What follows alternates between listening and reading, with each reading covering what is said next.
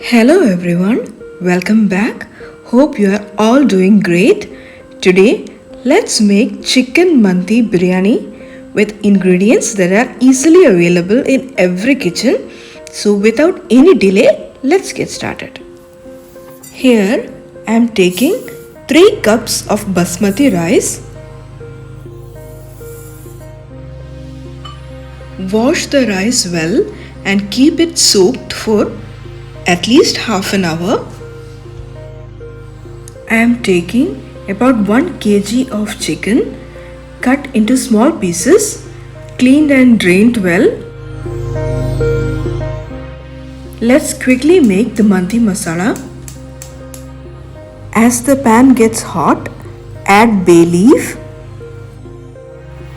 2.5 teaspoon of coriander seeds, half a teaspoon of cumin seeds, half a teaspoon of fennel seeds, 4 cardamom pods, about half a mace or javitri, 8 whole cloves,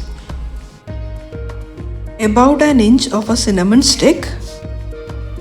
Instead of adding dry lemon, we will take the zest of 1 lemon, avoiding the white part of the lemon as much as possible. Dry roast all the ingredients. Once it's done, blend it into a fine powder.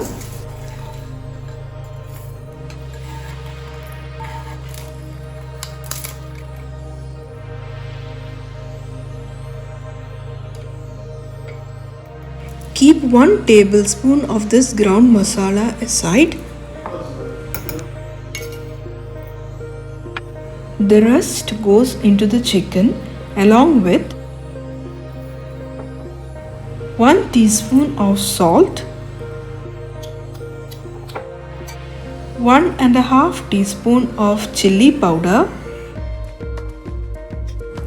and about 2 teaspoon of any non-flavored oil. Give it a good mix and keep it marinated for at least half an hour. Moving on to the rice preparation, take excess water in a vessel and add whole spices. Here I am adding 2 bay leaves, 4 to 5 cardamom pods, split open, 10 to 12 cloves, 2 sticks of cinnamon, some peppercorns, about 1.5 teaspoon of salt, along with the zest of 1 lemon.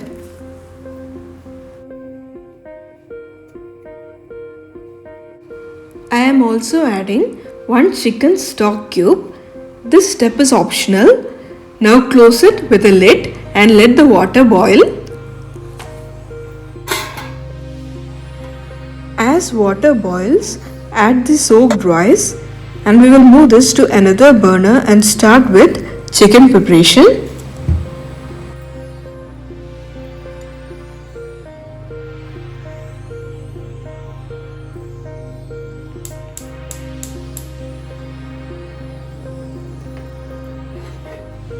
For this recipe of chicken mandi, I am taking onion alone. You may add capsicum also. Here I am taking 1 large onion chopped into small pieces. As the pan gets hot, add about 2 teaspoons of any non-flavored oil. Now the chopped onions goes in. As soon as the rice is cooked, switch off the flame and strain it.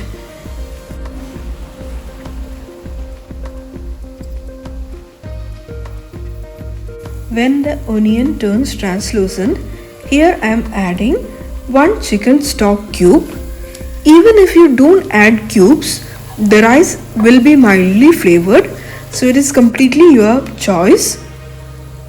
Along with 6 to 7 whole green chilies. Now add the marinated chicken. Give it a good mix. Add a 1/4 cup of water into it.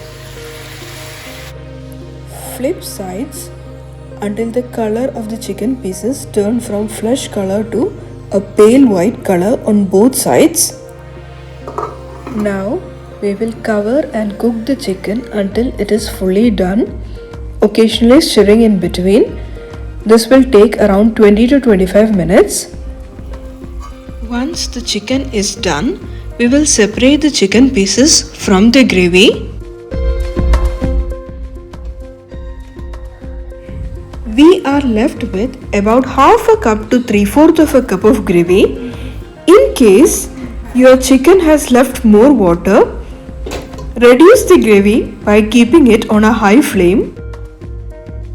Now add the cooked rice and mix well until it gets evenly coated with the gravy.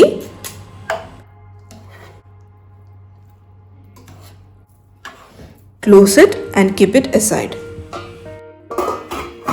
This is 1 tablespoon chicken masala that we had kept aside earlier. Into this, add half a teaspoon of chili powder, half a teaspoon of salt and some oil. Mix well.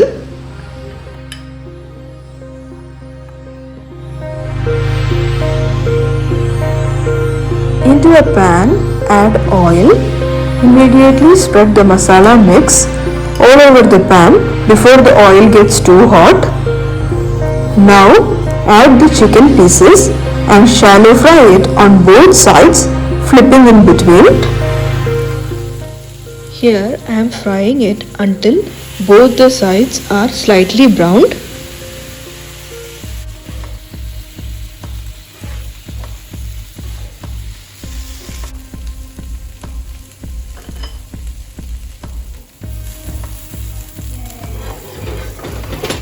I am also adding some raisins. This is optional.